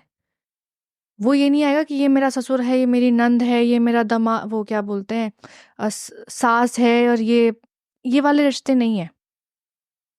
मेरे माँ हैं, मेरे बाप हैं, क्योंकि वो आदि के माँ बाप हैं तो वो मेरे भी माँ बाप हैं। मेरे ससुर, मैं ये बात बहुत ज़्यादा ऑन कैमरा नहीं बोलती हूँ, वो अगर किसी से बात करते ना मेरे बारे में कि मैंने उनको कुछ सलाह दी है, वो हमेशा एक बात बोलते हैं कि अच्छा बेटी साथ में बैठी हुई थी, उन्होंने ये बात बोली है। मेरा नाम नहीं लेंगे, बहू नहीं बोलेंगे, बेटी बोलेंगे। तो क्या मेरा फर्ज नहीं बनता कि जो इंसान एक अनजान लड़की को अपने घर में लेके आ रहा है ये समझ के कि अभी मेरा घर संभालेगी और मेरे परिवार को परिवार बना के रखेगी, तो उस लड़की की जिम्मेदारी बनती है कि उस परिवार को परिवार बना के रखा जाए। आप अपने पापा और मम्मी की गालियां सुन लेते हो, मार खा लेते हो, आप सब कुछ सुन लेते हो, बट उनकी एक ऊंची आवाज नहीं सुन पाते हो, उनका एक ताना या उनका एक सलाह नहीं सुन पाते हो, क्योंकि वो तो सास ससुर है। आप अपनी बहन का इंटरफेरेंस आपके वार्डरोब में, आपके लाइफ में, आपके फोन में, हर जगह झेल लोगे, बट नंद नहीं कर सकती। क्यों? क्योंकि वो तो इन लॉ है। कानून ने बोला है ना सिस्टर है, मैंने तो नहीं माना सिस्टर है। जब दिमाग से हटाओगे ना कि इन लॉ नहीं है, इन रियल है, तो वो इन रियल होगा। तो माँ बाप भाई बहन दोनों तरफ एक जैसे होते हैं, दिल से मानना जरूरी है। तो मेरे लिए परिवार परिवार की तरह ही रहे तो अच्छा है, और मैं उसी फिलॉसफी पे, उसी चीज़ पे चलती हूँ। मैं बहुत शांत रहती हूँ, मैं नहीं ज़्यादा बातचीत करती हूँ। कोई बोल रहा है कुछ, मैं सुन लूँगी। अगर मेरा ओपिनियन देना बहुत ज़्यादा ज़रूरी है तो मैं बोलूँगी, अदरवाइज उनकी अपनी सर्टेन लाइफ की फिलॉसफीज हैं, डिसीजन मेकिंग के क्राइटेरियाज हैं, उनको अपनी ज़िंदगी में अपने हिसाब से चलने दो। Don't interfere. और इंटरफेयर करने के बाद ये मत बोलो कि यार मेरे को डिसीजन लेने नहीं देते, मेरे को तो ये नहीं करने देते। सुनो समझो, अगर कोई चीज़ बेहतरी के लिए है तो आप अडेप्ट करो, उनकी बेहतरी के लिए तो आप एडवाइस दो। चीज़ों को हल किया जा सकता है, मैटर ऑफ डिस्कशन को डिबेट बनाया जाता है, तब रिश्ते खराब होते हैं। ये मेरी जिंदगी का सबसे बेहतर मर्द है, सबसे best man in the world. होना भी चाहिए। आदि इज लाइक यार, इस इंसान को ना पता है। आप बाहर घूम के आ जाओ भाई थोड़ी नहीं, हम सुनते हैं। मैं इनके मुंह पे कभी इनकी तारीफ नहीं करती हूँ, but he deserves too, true. मैं अपनी जिंदगी में जितने भी आदमियों से टकराई हूँ, सब सब बहुत खूबसूरत थे, लेकिन जिससे मैं मोहब्बत करती हूँ, मेरा पति आदि, वो एक्चुअल में मेरे लिए भगवान है। बिकॉज भगवान आके आपको आसमान से प्रोटेक्ट नहीं करेगा, बट वो मुझे प्रोटेक्ट कर रहे हैं, मेरे को सपोर्ट कर रहे हैं, मुझे प्यार कर रहे हैं, मुझे समझा रहे हैं, मुझे समझ रहे हैं। I just love him for the way he is. वो जैसे हैं, कभी हंसते हैं, कभी एकदम ही फ्यूरियस हो जाते हैं बहुत जल्दी। हरियाणा का आदमी कैसे होता है कि तुरंत गुस्सा, तुरंत एकदम down, and that is man. And I am so grateful कि इन्होंने मुझे इंस्टा पे मैसेज किया। अच्छा, ये स्टोरी इंस्टा से शुरू हुई थी? We have a Instagram relationship. He DMed me. मेरी एक रील इन्होंने कोई देखी थी। ओके। इट वाज सेइंग कि प्यार बस प्यार होता है, ना कम ना ज्यादा। हम अक्सर पूछते हैं कि प्यार कितना प्यार करते हो मुझसे। There is no value, there is no measurements. वो बस प्यार होता है, ना कम ना ज्यादा। तो वो लाइन आदि भाई के दिल के पार गई। वो उन्होंने देखी and he DMed me, hi lovely, you have such a lovely words, lovely voice. एकदम चिट्ठा, हर लाइन में लवली लवली, 3 बार लवली आ रहे हैं उसमें। आई डोंट नो क्या। उस टाइम में चैट जीपीटी भी नहीं था जब मैं बोलती कि इन्होंने चैट जीपीटी इस्तेमाल किया होगा। ही टेक्सटेड मी, मैंने 2 दिन बाद रिप्लाई किया, जस्ट थैंक्स आदि। एंड बस हम दोस्त बन गए। हम बहुत फ्रीक्वेंटली बात नहीं किया हमने कि मैंने इनको फॉलो बैक कर लिया बिकॉज बहुत हैंडसम थे। आई जस्ट मैं वही पिघल गई, मैं फिसल गई वहां पे कि यार इतना हैंडसम लड़का मेरे को कर रहा, इसको तो मैं नहीं जाने दूंगी। दो मैं मतलब वो होता ना कि लड़की कभी एकदम सामने से नहीं बोलती कि लड़का एकदम चढ़ जाएगा, उसको लगेगा यार ये चेप हो रही है ना। लड़का बोलता है जल्दी से अपने इमोशंस, कि लगे कि यार मैं चेप हो रहा हूँ, कहीं वो गलत ना समझ ले। सेम हमारा था, हम दोस्त वाले जोन में थे। एंड वो दोस्ती से कब वो पता ही नहीं लगा कि हम लोगों को ये लगने लगे कि यार तुम ही हो जो समझ सकते हो मुझे। एक दूसरे में से किसी ने किसी को प्रपोज नहीं किया, किसी ने नहीं। I was working in a hospital, मैं हॉस्पिटल बैकग्राउंड से हूँ। मार्केटिंग में मैं डिजिटल मार्केटिंग की हेड थी। I was leading 3 hospitals. बहुत स्ट्रेस काम का, 9 to 5 जॉब मैंने देखा है, मुझे पता है भाई इतना कोई टेंशन नहीं होता जितना हम बताते हैं। इतना कोई काम नहीं होता कि भाई मैं आके घर में ये नहीं कर सकती, वो नहीं कर सकती। आपको आधे घंटे का रेस्ट चाहिए होता है अपने आप को जोन आउट करने के लिए, then you can go to work again. Obviously तुम कर सकते हो, it is not that hard.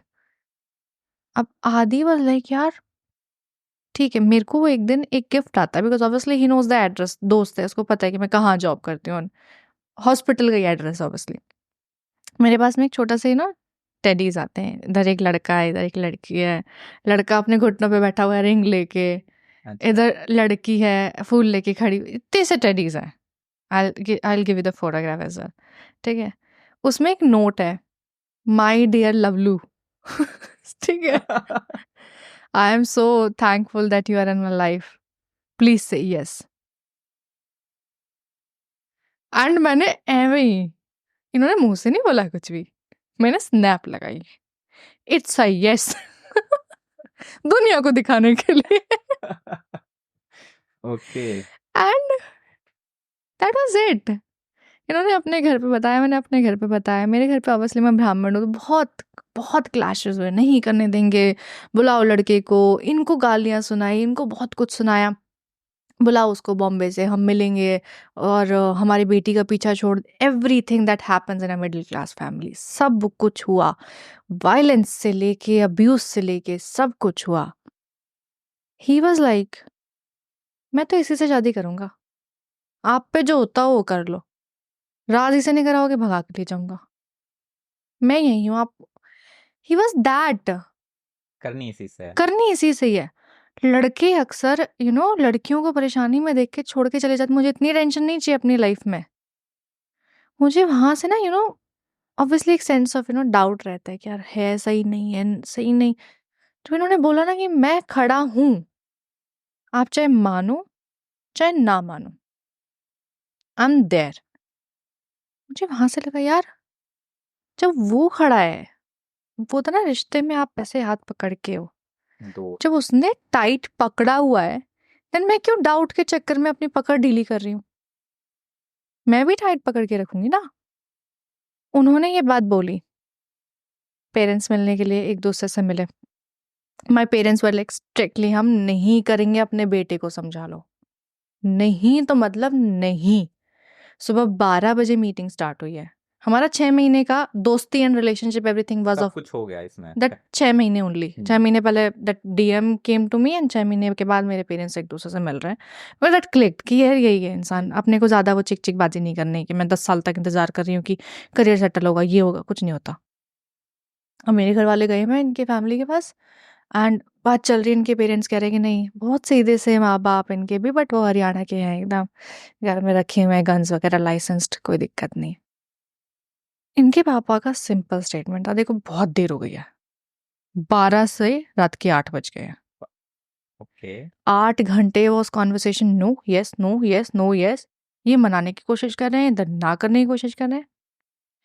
इनके पापा ने बोला, देखो भाई, मेरा लड़का राजी आपकी बेटी को पसंद करता है, आपकी बेटी मेरे बेटे को पसंद करती है। कल को ये लेके भाग गया, मेरे पास मत आना, सबको गोली मार दूंगा। मेरे पास मेरी माँ का फोन आता है, कल 10 बजे तुझे देखने आ रहे हैं।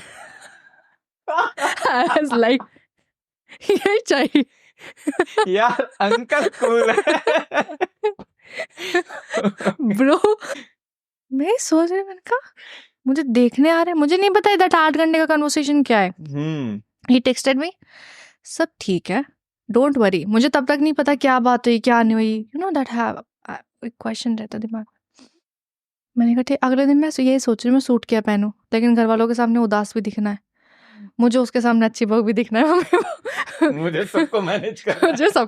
मुझे ये भी नहीं दिखाना कि मैं खुश हूँ बहुत ज्यादा, एकदम मैं एकदम सातवें आसमान पे हूँ। इधर मुझे एकदम ऐसे तैयार भी होके जाना है, क्योंकि इनके पेरेंट्स मुझे पहली बार मिलने वाले हैं। एंड यू नो मैं वहां गई हूँ, इट इज ऑल्सो मैं पहली बार ही ऑन रिकॉर्ड बोल रही हूँ गाइस।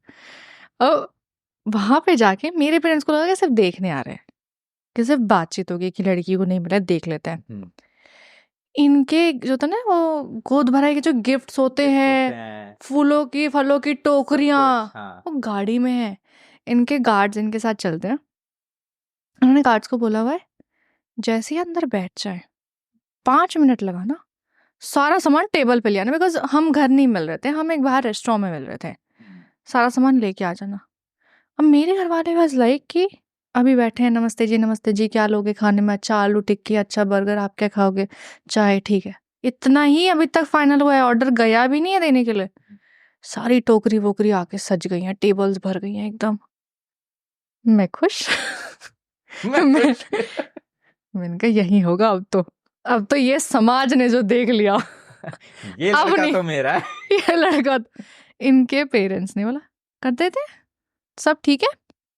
मेरे को मेरी सास है, मम्मी ने बोला सर पे डाल लो चुन्नी। मैं सूट तो पहन के गई थी। मैंने अपने मम्मी पापा की तो देखा भी नहीं। मैंने चुन्नी डाली, मैं ऐसे देख रही हूँ डर डर के। मैंने कहा ये ना बोल दे नीचे कर। नीचे कर। मैंने चुन्नी डाली और मैं बैठ गई, इनको बगल में चेयर पे लगा दिया। ठीक है, सारे रेस्टोरेंट वाले देख रहे हैं, मेरे हाथ में एक मिठाई का डब्बा, वो कुछ पैसे, एंड सडनली समथिंग चेंज्ड। मैं एक लड़की से बहू बन गई। एंड आई वाज लाइक यार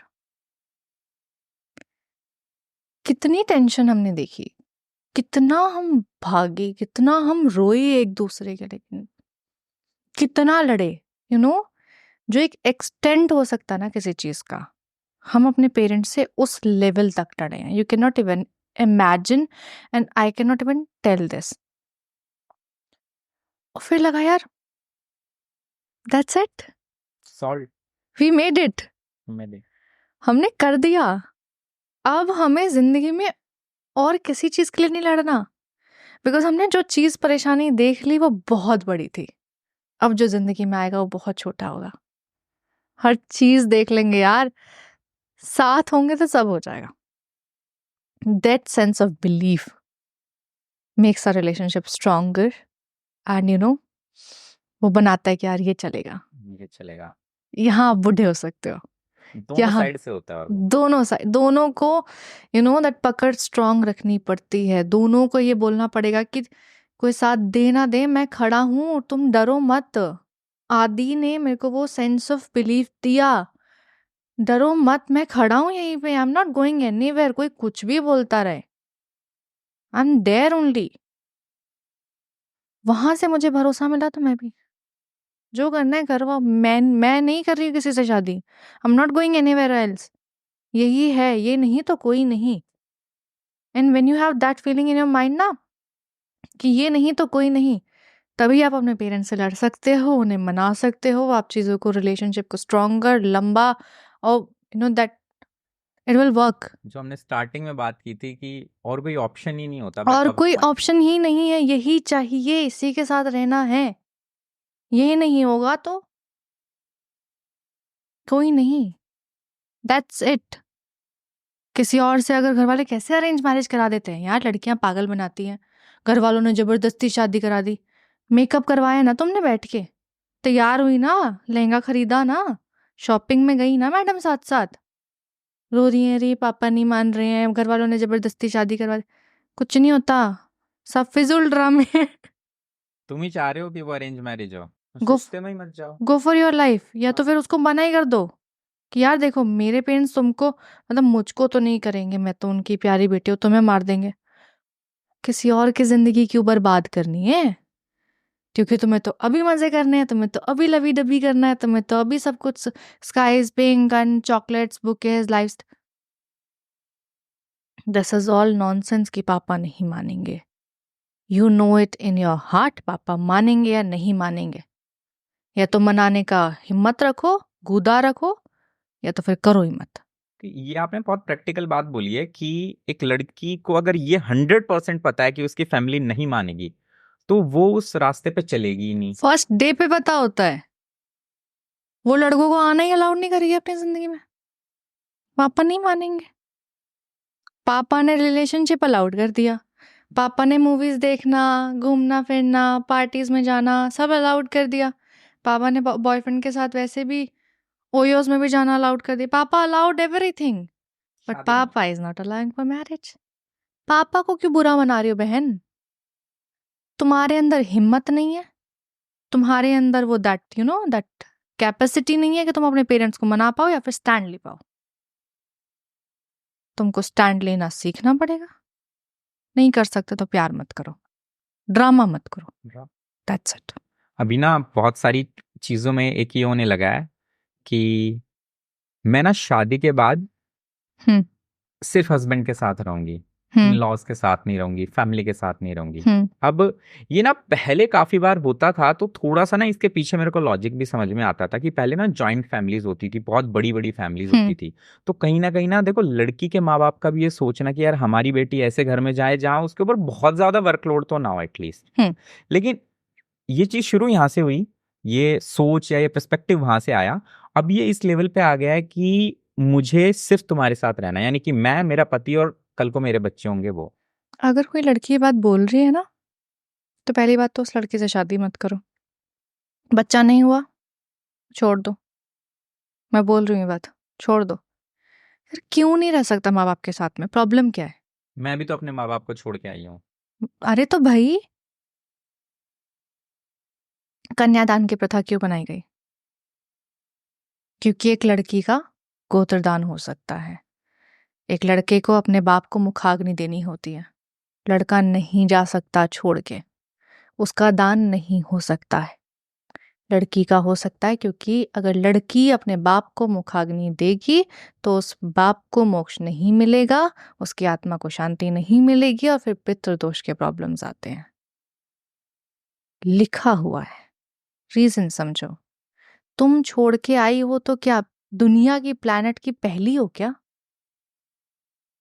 पहली तो नहीं हो, not the first one, not first one in the universe. Parvati माँ अपना घर छोड़ के, महल छोड़ के शिव जी के पास गई थी। उन्होंने तो नहीं बोला कि मैं अपना महल क्यों छोड़ूं, मैं तो यहाँ की राजकुमारी हूँ, मैं क्यों ऐसी जगह पे जाके रहूं पहाड़ों के बीच में, जहाँ पे तुम अपने गले में नाग लेके चलते हो, मुंड की माला पहनते हो, भस्म अपने शरीर पे लगाते हो और तुम्हारे आसपास सिर्फ प्रेत घूमते हैं। उन्होंने तो नहीं बोला कि मुझे एक महल चाहिए। सती अपने पिता से लड़के, महाराज दक्ष से लड़के शिव जी के ले गई। उन्होंने तो नहीं बोला कि मैं क्यों लड़ूं अपने पापा से, मेरे पापा तो बहुत उसूलों के पक्के हैं, उन्हें तो एक राजकुमारी चाहिए था। आपको पता है भगवान चाहिए, लेकिन आपको भगवान से सीखना नहीं है। लड़कियों की प्रॉब्लम ये हो गई है कि वो रिस्पॉन्सिबिलिटीज से भागना चाह रही हैं, उन्होंने निभाया नहीं है। जो लड़की आज तक माँ नहीं बनी है ना, वो इस बात के भाषण देने लग जाएगी कि अरे बच्चा करना बहुत मुश्किल है, बच्चों के डायपर्स चेंज करना, बच्चा पालना बहुत मुश्किल है, मैं कैसे घर का काम संभालूंगी। तुमने वो एक्सपीरियंस तक नहीं किया है, और अगर एक्सपीरियंस कर भी लिया है देन तुम तो उस इमोशन में प्रॉपर है। Motherhood is the the best feeling in the world. आपको उतना बनाया कि आप एक घर संभाल सकते हो, आप एक एक जीवन अपनी कोख में रख सकते हो। हम रिश्तों से भागना, जिम्मेदारियों से भागना सीख रहे हैं, उनको निभाना नहीं सीख रहे। हमें पता है कि बच्चा नहीं पाल पाएंगे, नैनी रख लो, ठीक है। अगर बच्चा करना ही नहीं है, फिगर खराब हो जाएगा, ठीक है, surrogacy is also the option. क्या हो रहा है, कहाँ जा रहे हैं हम लोग? एक वक्त आएगा जब इस समाज में ना शादियां होंगी ना रिश्ते बनेंगे। लोग एक दूसरे के साथ जुड़ेंगे, कॉन्ट्रैक्ट करेंगे, ओके मैं तुम्हारे साथ 6 महीने के लिए हूँ, जहाँ पे मैं तुम्हारे साथ सेक्स करूंगा, तुम्हारे साथ रहूंगा, ओके सारे इमोशंस देखूंगा, and then okay move on, that's it.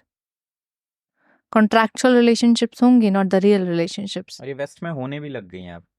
यार हम लोग पता है वेस्ट से इंस्पायर्ड हैं। It is okay to get inspired by the western culture. They are cool, they are good, they are very forward. वो बहुत आगे निकल चुके हैं। बट एटलीस्ट सी ना कि आप कौन सी सोसाइटी में रहते हो। ट्रू। आपके जितना एक स्टेट का पॉपुलेशन है, उनका वो कंट्री का पॉपुलेशन है। तो आप वो देखो कि उनके पास उतना नहीं है, उनके पास बहुत ज़्यादा रिसोर्सेज हैं, तो वो उस तरीके से लाइफ जी रही हैं। उनको पता है वहाँ के वेस्ट के लोग जो हैं वो सिर्फ काम करते हैं कि जी लेंगे। उनका यही है कि हम जीने के लिए काम कर रहे हैं, कि हमारी जो चीज़ें हैं वो हमारी पूरी हो जाएं, the needs are enough, that's it. हम लोग काम करने के लिए जी रहे हैं कि हम पूरा जिंदगी काम करते रहेंगे, भागते रहेंगे, सोचना है, कामयाब होना है, कामयाब होना है, घर बनाना है, प्रॉपर्टी लेनी है, गाड़ी बनानी है, सोना खरीदना है, ये करना है, वो करना है। जीना भूल गए। वेस्ट से इंस्पायर होना ठीक है, बट ये भी देखो कि आप रह कहाँ रहे हो। अब एक ना काफी बार देखने को मिल रही है एक चीज कि हस्बैंड ने वाइफ को पढ़ाया लिखाया, है ना, मेहनत की कि एक गरीब सा मजदूर था या एक मिडिल क्लास आदमी था, और वाइफ की फिर एक अच्छी गवर्नमेंट जॉब लग गई। जैसी जॉब लगी, रफू चक्कर, गायब, हस्बैंड को छोड़ दिया। इनफैक्ट कई केसेस ऐसे आए कि बच्चों तक को छोड़ दिया। तो ऐसा क्यों होता है कि लड़की ना, अक्सर ऐसा देखा गया है कि जब लड़की ज्यादा कमाने लग जाती है, लड़की का स्टेटस फाइनेंशियली ऊपर चला जाता है मेल से, तो वो अपने से लो स्टेटस के मेल को एक्सेप्ट नहीं कर पाती। लड़कियों को शर्म आती है। अगर वो महंगी गाड़ी में नहीं बैठी हैं, वो महंगे कपड़े नहीं पहन रही हैं, वो अपनी गोदी में बच्चा लेके घूम रही हैं, या फिर बच्चों के डायपर्स चेंज कर रही हैं, उनका पति जो है वो भद्दा दिखता है या मोटा दिखता है या नाटा है, उनको शर्म आती है। वो चीज़ों को एक्सेप्ट और एम्ब्रेस करना नहीं जानती हैं। वो चीज़ों को उनसे एक्सपेक्टेशंस लगाना और उनसे एम्बैरस होना जानती हैं। लड़कियां यार पता है क्या है प्रॉब्लम? ये हो गई ना कि बहुत ज़्यादा ओवर एस्पायरिंग हो गई है, ओवर डिमांडिंग हो गई हैं और ओवर एक्सपेक्टिंग हो गई हैं। वो एक ऐसी फिल्म देख के रिलेशनशिप को रियल लाइफ में अप्लाई करने की कोशिश करती हैं जो कि रियल है ही नहीं। एक सेट बनाया गया जहाँ पे कहानी दिखाई गई कि ओके लड़का लड़की के बीच में प्रॉब्लम्स थी, लड़का लड़की मिले, शादी, and they lived happily ever after. But life doesn't and here. मतलब हैप्पीली एवर आफ्टर के बाद में भी तो बहुत सारी चीज़ें हैं। आपको घर बनाना है, आपको बच्चे करने हैं, बच्चों को पढ़ाना है, बढ़ाना है, उनकी शादी करनी है, उनको सेटल करना है, अपना भी एक ऐसा लाइफस्टाइल देखना है कि आपके रिटायरमेंट्स के भी प्लान हो। That is life. बट आप क्या देख रहे हो कि बस सुबह उठूंगी तो बेड टी मिलेगी, फिर उसके बाद में कोई आएगा जो मुंह में ब्रेकफास्ट भी डाल देगा, आपको उठा के तैयार भी कर देगा। There are makeup artist revolving around you, there are people revolving around you कि जो आपको बस प्रेज करते हुए घूम रहे हैं, जो आपको बस हमेशा ये बोल रहे हैं कि oh you are so beautiful, you are so intelligent, you are so intellectual, etcetera etcetera. तारीफ सुननी है हर जगह पे, और जहां पे उनको लगता है कि नो तो मैं एकदम I am the madam Maya now. उनको फिर ऐसा आदमी नहीं चाहिए जो उनका बॉय लगे, असिस्टेंट लगे। एक लड़की का परिवार हमेशा एक लड़का, एक घर ढूंढता है जो उनसे ऊपर हो। अच्छा था, पहले अच्छा था, लेकिन अब भी एक लड़की की शादी इस बिना पे नहीं करवाई जाएगी कि लड़का अच्छा है। इंडियन सोसाइटी में आज भी एक लड़की की शादी इसी बिना पे करवाई जाएगी कि लड़के की नौकरी क्या है, महीने की तनख्वाह क्या है। आजकल तो नए टैंट्रम्स आ गए कि बैंक स्टेटमेंट भी चेक करते हैं, पापा की भी बैंक स्टेटमेंट चेक करते हैं कि ससुर के बैंक में कितना पैसा पड़ा हुआ है, प्रॉपर्टीज कितनी है, लैंड बैंक कितना है, कार्स कौन से इस्तेमाल करते हैं, कार्स के साथ ड्राइवर है या नहीं है। आप रिश्ता बना रहे हो या बेटी बेच रहे हो, सिंपल सा पॉइंट ये है। एंड मेरे को एक बहुत क्लियर स्टेटमेंट ये लगता है कि जो लोग ये सब देखते हैं उनके दिमाग में सिंपल एक बात रहती है कि जब रिश्ता तोड़ेंगे तो आधी प्रॉपर्टी इधर करनी है, क्योंकि रिश्ता तोड़ना बहुत आसान है। हमको तो पता है कि रिश्ता तोड़ेंगे, डिवोर्स होगा, पेपर पे साइन करेंगे। जो रिश्ता पूरे समाज, परिवार, भगवान को साक्षी रख के बनाया गया था, उसको तोड़ने के लिए कागज की जरूरत लगती है, जस्ट अ सिग्नेचर। और वो सिग्नेचर सिर्फ ये नहीं कहता कि रिश्ता खत्म हुआ है। आपके समाज में इज्जत खत्म होती है, आपके इमोशंस खत्म होते हैं, आपका जो उस रिश्ते के अंदर, जैसे कहते हैं ना, एक खुद को जो आपने इन्वेस्ट किया होता है वो खत्म होता है, सब कुछ जाता है। और उस सब कुछ के साथ साथ जो एडिशनल जाता है ना, बोनस में, वो जाता है आधी प्रॉपर्टी, मेंटेनेंस, एलिमनी। क्योंकि लड़कियां इंडिपेंडेंट है, एजुकेटेड हैं, बट वो अपनी जिंदगी में कमाना नहीं जानती हैं, उनको इजी मनी चाहिए। वो लड़का है ना, मुझे पालेगा, मेंटेनेंस देगा, मेरे महीने का खर्चा उठाएगा। तुम तो इंडिपेंडेंट थी ना, फेमिनिस्ट थी, एम्पावर्ड थी, एजुकेटेड थी, कहाँ गई डिग्री? कमाओ, खाओ। वो लड़का जब कमा के, खा के, खुद के परिवार को भी चला रहा है, तुमको भी दे रहा है, तो तुमको क्या प्रॉब्लम है? तुम्हारे रिलेशनशिप में टॉक्सिसिटी थी, रिश्ता खराब था, बंदे से नहीं बनी, परिवार से नहीं बनी, XYZ रीजन थे, खत्म करो, आगे बढ़ो। डिवोर्स ले लो, डिवोर्स लेने के लिए मना नहीं कर रहे हैं। टॉक्सिक है, खत्म कर दो, प्रॉब्लम है, खत्म कर दो, ओके दैट्स इट। खत्म करने के बाद पैसा क्यों चाहिए मैडम? किस लिए चाहिए? अपना घर चलाने के लिए, अपने रेंट भरने के लिए। अगर कोई एक लड़की ऐसी ना, बिल्कुल गांव देहात की, जिसको ना कमाना आता है ना बोलना आता है, जिसको पता ही नहीं है क्या करना है अपनी जिंदगी में, वो अगर महीने का मेंटेनेंस मांगे तो समझ में आता है। उसका पति भी खुशी खुशी देगा कि यार बेचारी करेगी क्या।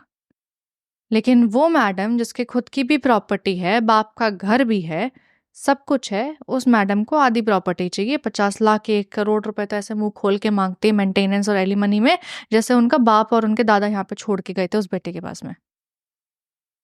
वो लड़की, जब उस लड़के के माँ बाप मेहनत करके वो घर बना रहे थे, वो रिश्ता बना रहे थे, बच्चों को पाल रहे थे, पढ़ा रहे थे, वो वहां कहीं एग्जिस्ट नहीं करती है। बट अब मैडम शादी करके आ गई है, तब उस लड़की को वो पूरी मेहनत से बनाया गया जो रिजल्ट था उसमें आधा चाहिए, क्योंकि बहू है, हक बनता है, लीगल राइट है। वो लीगल राइट ये क्यों नहीं कहता कि बहू है तो ये भी समझे कि यार रिलेशनशिप्स में सिर्फ सुख में साथी नहीं बनना होता है, दुख का भी साथी बनना होता है। It is not only love love love love love. हर तरीके का इमोशन आता रिश्ते में। गुस्सा भी आएगा, इंसान परेशान भी होगा, उदास भी होगा, फ्रस्ट्रेट भी होगा। इंसान है ना, तुम उसका परेशानी में साथ नहीं दे सकती। तुमको पता है ना वो कितनी मेहनत से कमाता है, उसके घर में कितना पैसा आता है, कितना नहीं आता है, उसका घर कैसे चल रहा है, you know each and everything. तुम फिर बोल रहे हो यार आई डोंट नो, अगर उस लड़के की कमाई 10,000 भी है ना, तो उसमें से मुझे 8,000 रुपये चाहिए मेंटेनेंस। ऐसे केसेस हैं और ऐसे केसेस हैं, मैं यहाँ पे कुछ भी नहीं, इट इज ऑन रिकॉर्ड्स। अगर वो लड़का 8,000 तुमको दे देगा तो वो 2,000 रुपये में घर चला लेगा।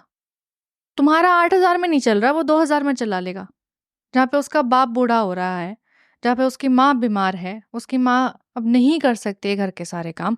उस लड़के का अपना रिश्ता टूट गया है, वो खुद इमोशनली सैटर हो गया है और अब वो ये सोच रहा है कि मैं खुद को भी पालूं, अपने परिवार को भी पालूं, मेरे बच्चे को भी पालूं और इन मैडम को भी पालूं जिनका सिर्फ ईगो फंसा हुआ है और एक स्टेटस है कि एम्पावर्ड हूँ, एजुकेटेड हूँ, मेरा लीगल राइट है। ये जो आपने वर्ड यूज किया लीगल राइट, ये ना कानून कहीं ना कहीं बहुत ज्यादा बाइस्ड है। जब बायस नहीं है कार्तिक, अपाहिज है। True. हमारा कानून लड़कियों को दिया गया था, बनाया गया था बिकॉज देयर वर टाइम जहाँ पे गलत होता था। अब वो टाइम चला गया है, खत्म हो गया है। कुछ केसेस होते हैं बट अब ये भी देखिए कि अब जिसको ज़रूरत है उसको भी सिक्योर किया जाए, उसको प्रोटेक्ट किया जाए। अगर जजेस को ये बात पता है कि मिसयूज हो रहा है, मैं एक सिंपल सा रिक्वेस्ट करती हूँ। I can not be a lawyer, I can not be advocate, but as a adviser अगर मैं एक लॉ को एक चीज़ बोल सकूँ, आपके पास कोई एप्लीकेशन आ रही है ना डिवोर्स की, एक काउंसलर, एक थेरेपिस्ट या एक साइकेट्रिस्ट बैठाओ, दोनों की पर्सनल काउंसलिंग करवाओ, उनसे पूछो रिश्ता तोड़ने की वजह क्या है, दोनों का इमोशनल टेंडेंसी चेक करो, आपको अपने आप पता लग जाएगा गलत कौन था। और जब आपको पता है कि लड़का गलत है तो ऑब्वियसली जो लड़की का हक बनता है, जो लड़की के प्रॉब्लम्स थे उसको सॉल्व करो। लेकिन अगर आपको पता है कि लड़की की सिर्फ अना बीच में आ रही है, उसका घमंड बीच में आ रहा है, उसको प्रॉब्लम सिर्फ इस चीज़ से है कि माँ बाप साथ नहीं रहने चाहिए, मैं ये नहीं करूँगी, मैं वो नहीं करूँगी, मेरे पे रोक टोक लगाते हैं, अगर उसकी वो टेंडेंसी है कि नहीं मैं सबको बर्बाद करके दिखाऊंगी, वो काउंसलर ये साइन करके देखे कि ठीक है डिवोर्स ले लो, but no alimony, no maintenance, concept खत्म करो एलिमनी या मेंटेनेंस का। कितने लड़कों का परिवार बर्बाद हो गया, कितने लड़के बर्बाद हो गए सिचुएशन में कि यार पूरी जिंदगी की कमाई पहले शादी में लगाई, अब वो शादी को तोड़ने में लगाई। कहाँ से करें यार, मिडिल क्लास लोग हैं ना। तुम अगर होते पैदा एकदम बिजनेस टाइकून्स के घर में, अंबानी अडानी के घर में, तुम बोलते अच्छे लगते कि 50 लाख 30 लाख रुपए दे दो, तुम करोगे क्या उस पैसे का? करना क्या, लाइफ बनाओ ना, पढ़े हो, True. कमाई करिए ना, कमाओ और खाओ। इंडिपेंडेंट कहते हो खुद को, कमाओ और खाओ। दूसरे के भरोसे मत करो कि दूसरा इंसान मेरा घर चलाएगा और मैं उसको बदनाम भी करूंगी, बेइज्जत भी करूंगी और बर्बाद कर दूंगी। खत्म। I request to cancel the culture of alimony and maintenance. इसमें ना अब एक चीज उठाई जाती है कि फिर दहेज, अरे दहेज यार, भी तो है, दहेज लेते क्यों हैं? माँ बाप ने खुशी खुशी दिया ना, अगर पहले मांगा होता तो शादी मत करो। यू नो अगर शादी रिश्ता जब तय हुआ है, लड़के के घर वाले दहेज मांग रहे हैं, तो यू नो द टेंडेंसी कि they are materialistic people, they can do anything to my daughter. ये मेरी बेटी के साथ कुछ भी गलत कर सकते हैं बिकॉज इनको पैसा मायने रखता है। लड़के को अगर पैसा मायने रखता है, they are not looking for the daughter only, they are not looking for the person only जो उनका घर आके बसाए, तो रिश्ता ही मत करो। और अगर खुशी खुशी दे रहे हो, लगन में एकदम पर्चा लेके सुना रहे हो, तुम वीडियो बनवा रहे हो कि हमने तो ये दिया, गाड़ी दिया, सोना दिया, देन उसको फिर काउंट मत करो बिकॉज लड़के का भी इक्वल खर्चा होता है शादी में। इट इज़ नॉट ओनली कि बेटे मतलब बेटी का ही खर्चा हुआ है शादी में, बेटी के बाप ने दहेज, ऑब्वियसली होता है यार, बेटी का बाप करता है, वो बेटी भी दे रहा है, पैसा भी दे रहा है, खर्च बेटे का बाप भी तो रिसेप्शन कर रहा है ना, लगन कर रहा है ना। तुमने तो एक दिन में फंक्शन करा, खत्म कर दिया, दैट्स इट। वो बेटे का बाप तो उसको जिंदगी भर पालने के लिए लेके आ रहा है ना, उसके लाइफस्टाइल, अब तो वो बड़ी हो गई, उसके खर्चे बढ़ गए, उसके लाइफस्टाइल। अब तो मतलब अगर वो लड़की सेल से कपड़े खरीदती होगी तो अब वो सीधा मॉल में जाएगी, उसकी शादी हो गई है। She has that certain expectations कि मेरा पति तो मेरे को एकदम रानियों की तरह बना के रखेगा, चाहे वो अपने घर में खुद मेड की तरह रहती होगी। Unreal expectations are killing the relationships. और इसी में ना एक स्टेप और आगे बढ़ जाता है कि बात सिर्फ एलिमनी या पैसे तक नहीं रहती। ये एक ऐसी चीज है जो शायद इंसान फिर भी झेल ले। काफी लड़कियां इस हद को भी पार कर जाती हैं कि फिर फेक एलिगेशंस आते हैं और वो पूरी फैमिली पे आते हैं। 80 साल के ससुर पे भी आ रहे हैं, है ना, एक यंग सा देवर है उस पे भी आ रहे हैं, और दूर दूर के रिश्तेदार सब पे आ रहे हैं। एक बहुत शॉकिंग केस बताऊं। बिल्कुल। आई मेट अ बॉय, 6 महीने हुए शादी को। उनकी शादी बहुत ज़बरदस्ती, मतलब अरेंज मैरिज थी, ऑब्वियसली हिमाचल का लड़का था। उसकी शादी बिकॉज उसकी भाभी के गांव की ही लड़की थी, तो भाभी ने कहा हमारे गांव की है, तो वो इतना छानबीन नहीं किया, शादी हो गई। शादी के एटलीस्ट 2 महीने बाद उनके लड़की के पेरेंट्स ने एकदम जिद कर दी कि शादी रजिस्टर कराओ, रजिस्टर कराओ, रजिस्टर, मतलब दे लाइक कि हम लड़की नहीं भेजेंगे आपके घर पे जब तक शादी रजिस्टर नहीं करवाओगे। लाइक यार इतना क्या, मतलब this is not Indian society में इतना नहीं होता है कि आप रजिस्ट्रेशन कितना पीछे भाग। डाइसी सा फील हुआ थोड़ा डाइसी सा फील। लड़के ने कहा चलो ठीक है कोई बात नहीं, रजिस्ट्रेशन ही तो है, शादी तो रजिस्टर। लड़का गया, फॉर एग्जाम्पल सर्टन डेट 26 अगस्त को उसने शादी रजिस्टर करवाई है। 26 अगस्त को वो अपने घर गए, 27 अगस्त को लड़की ने पैकिंग करी, 28 अगस्त को घर। अब तो मैं जिसको डिवोर्स, मतलब अभी तो मैं जिससे शादी करनी है कर लो, मेरे को डिवोर्स दे दो, I want 50 lakh rupees. The tendency of girl और एंड इसमें उसके पेरेंट्स भी इन्वॉल्व है। पेरेंट्स को इजी मनी दिख रहा है ना, एक साथ आएगा 50 लाख, भाई कौन कमाएगा जिंदगी भर। Parents are also not good, see parents are also human, human can also be good and bad. आपका माँ और बाप है वो तो एकदम भगवान का, नो, माँ और बाप at the end of the day इंसान है, और इंसान अच्छे और बुरे दोनों होते हैं। True. तो डोंट ट्रस्ट ब्लाइंडली एनीवन, किसी को भी नहीं करना भरोसा अंधा करके। उस लड़की ने, जब लड़की ने बोला यार दिस इज रॉन्ग, तुम ऐसे कैसे कर सकते हो, वो लड़की ने टू एंड फ्रो मचाया कि वो घर आती थी, मतलब ससुराल आती थी, लड़ती थी, सबसे झगड़ती थी, फिर जाती थी, 20 दिन अपने मायके रुकती थी, फिर 10 दिन आके लड़ती थी। 3 महीने ये काम किया सारा, 5 महीने हो गए शादी को। एक दिन बिल्कुल अपना सारा बैग वैग उठा के, सारे जेवरात लेके गई अपने मायके। वहाँ पे जाके नेक्स्ट डे उसने केसेस दर्ज करवाए, दैट वही false dowry, false domestic violence, और सबका नाम, बिकॉज डीवी और डाउरी के केस में सबका नाम खानदान का नाम लिखा जाता है, लॉ ही ऐसा है हमारा, ठीक है। उसमें जो सबसे शॉकिंग पार्ट था मेरे लिए, तुम बड़े बुजुर्ग माँ बाप भाई बहन चलो लिखवाओ कि चलो मारपीट की होगी, बुड्ढों ने कर ली होगी, तुम्हारे पार्टनर ने कर ली होगी, माँ बाप ने कर ली होगी, देवर ने कर ली होगी, मैंने मान लिया सबने मारपीट की। 2 साल के बच्चे के ऊपर भी उसका नाम लिखवाया। 2 साल का बच्चा उसको मोटी बोलता है, उसको गाली देता है, 2 साल के बच्चे का नाम है। यहां से लड़कियां खत्म हो चुकी हैं, और हमारा जो कानून है वो अपाहिज हो चुका है, क्योंकि पुलिस वालों ने ना, ओहो मैडम ने बोल दिया 2 साल के बच्चे ने भी मार पिटाई किया। उनके भी हाथ बंधे हुए हैं। नहीं, हाथ नहीं बंधे हुए हैं। आप कोई चीज लिख रहे हो, आपके पास लॉ है, आपके यू आर पुलिस कौन है, प्रोटेक्टर्स ऑफ सोसाइटी। आप लड़की से एक बार क्वेश्चन तो कर सकते हो ना, ma'am this is wrong, you can not do so, ऐसा है तो आप एविडेंस लेके आओ प्लीज। सबका नाम लिखवा रहे हो, ऐसा है, पूरा स्टेटमेंट लिखा जाता है, इस दिन मेरे साथ इस इंसान ने ऐसे मार पिटाई करी, मेरे बाल खींच के लेके गए, मुझे ऐसे मारा, पूरा स्टेटमेंट रिकॉर्ड होता है। दिस इज नॉट इसने मेरे साथ मार पिटाई की, दैट्स नो, इंसिडेंट आता है।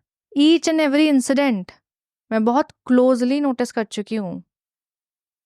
लड़कियां ये स्टेटमेंट देती हैं कि मेरा सपना पूरा हो गया तुम सबको थाने में लाके खड़े करने का। मेरे मुंह पे एक लड़की ने बात बोली थी, मेरे खुद के ऊपर 3 केसेस चल रहे हैं, that same, fake dowry, fake domestic violence, each and every, आपके माय हस्बैंड, मी, चल रहे हैं हमारे। I am not the person who is doing these things for the content. मैंने देखा है कि जब एक घर में डाइवोर्स होता है ना, जब मामला थाने और कचहरी तक जाता है, तो वो सिर्फ कचहरी तक नहीं जाता, वो समाज में जाता है, और समाज में सबसे पहले इज्जत और करेक्टर उछलता है। लड़का तो होगा, वो तो आवारा था, हाँ उसकी सास तो है यार, वो बहुत घुन्नी है, उसने करी होगी अपने माँ बहू के साथ अत्याचार किया होगा, वो तो जला भी सकते हैं। उसका ससुर अरे बहुत बेकार आदमी है। एक इंसान जो पूरी इज्जत कमाने के लिए अपनी जिंदगी लगाता है ना, 1 सेकंड में एक कल की आई लड़की अपने एटीट्यूड, अपना zero zero intelligence, zero mind के चलते खत्म। और मैं कैसे कह दूं यार लड़के गलत हैं, मैं क्यों बोलूं लड़के गलत हैं। लड़कों ने सुसाइड कर लिया, लड़कियां फेक रेप का केस लगा रही हैं कि मैं तुम्हारे ऊपर, एक टीचर थी टीचर ने एक लड़के के ऊपर 19 साल के लड़के 19 साल के लड़के के ऊपर उसके साथ सेक्सुअल रिलेशनशिप बनाया एंड देन उसको बोला कि तू मेरे को पैसा दे दे, नहीं तो मैं तुझे फंसा दूंगी, एंड देख मैं तेरे को बहुत इजीली फंसा सकती हूँ। उस लड़के ने चाट वो जो थी अपनी पूरी उस लड़की के भाई, उस टीचर के भाई को भेजी कि तुम्हारी बहन ऐसे बोल रही है। उसके भाई तक ने कुछ नहीं बोला, लड़की के भाई ने कि यार what are you doing to a man, गलत है ना। उस लड़के ने 19 साल के लड़के ने सुसाइड कर ली रेप केस में फंसने से। तो बिकॉज आप रेप केस में, अगर आपके ऊपर रेप केस आज लगाए ना, जजमेंट सालों बाद आएगा, लेकिन आपको वर्डिक्ट सोसाइटी पहले ही दे देती है, यू आर अ रेपिस्ट। और सिर्फ आप नहीं, आपकी पूरी फैमिली को लड़कियों ने धंधा बनाया है इजी मनी का। सिर्फ इतना है, जिसके साथ गलत हो रहा है वो एक्चुअल में अपनी जबान खोल भी नहीं पा रही बेचारी। उसको जरूरत है एम्पावर होने की, उसको जरूरत है ये समझने की नहीं मुझे उठ के खड़े होना है, कि मुझे ये नहीं सहना है, मुझे इस टॉक्सिक एनवायरनमेंट से बाहर आके खुद को संभालना है। सिर्फ इतना एम्पावरमेंट सिर्फ इतना होता है कि खुद को संभालना सीखो। खुद को संभालने की आड़ में दूसरों को बर्बाद करना बहुत आसान है। ये सीरियसली जो धंधे वाली बात आपने बोली है बहुत फैक्ट है। ये मैंने शायद पहले भी एक पॉडकास्ट में बोली है। मेरे ही कॉलेज की एक जूनियर है ना, गुड़गांव की बात है ये। उन्होंने 14 अलग अलग रेप केसेस लगाए हैं अलग अलग मेल्स पे, गुड़गांव के अलग अलग थानों में, और सेम स्टोरी कि इसने मुझे शादी का वादा शादी किया। का झांसा दे के, अरे यार शादी का झांसा। एंड एक और केस था जिसने 7 अलग अलग स्टेट्स में जाके किया था। वो लड़की खुद मैरिड है, खुद उसका बच्चा भी है। यार शादी का झांसा तुमको एक इंसान देगा ना, तुम बोल रहे हो यार मैं प्यार में हूँ, मैं इससे शादी करना चाहती हूँ, and then you get physical, तुम कर लिया। तुम 5 आदमी के साथ 14 आदमी के साथ बैठी हो, इसके साथ भी शादी करूंगी, इसके साथ भी करूंगी, उसके साथ भी करूंगी, सबके साथ सेक्स करूंगी, कोई तो शादी कर लेगा। सबने झांसा दे दिया, सबने झांसा दे दिया। तुम दूध पीती बच्ची हो क्या कि कोई तुमको उठा के ले गया, चलो चलो चॉकलेट ले लो बेटा और चलो। शादी का झांसा, सीधा बोल दो ना, चलो पहले शादी कर लेते हैं, let's do a court marriage. अक्ल है ना, एजुकेटेड हो ना, कोर्ट में जा रही हो ना।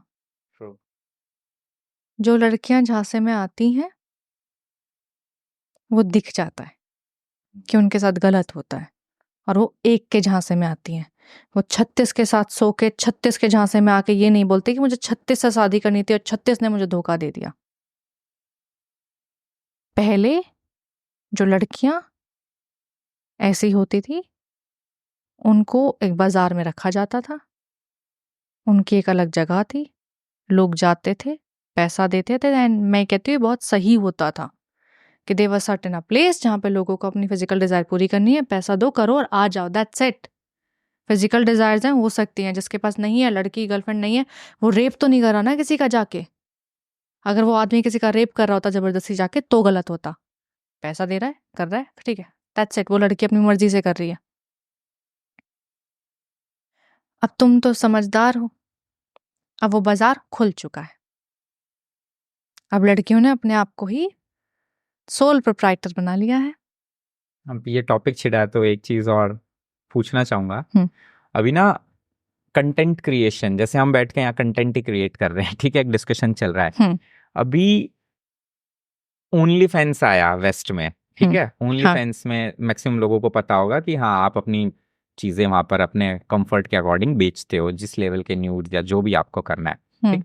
अब वो ट्रेंड धीरे धीरे करके इंडिया में भी आया, लेकिन इंडिया में ना अभी एक रिस्ट्रिक्शन है, एक पुशबैक फैक्टर लगता है। तो खुद की ऐप आई, माई ऐप करके, कि please come to my app. Okay.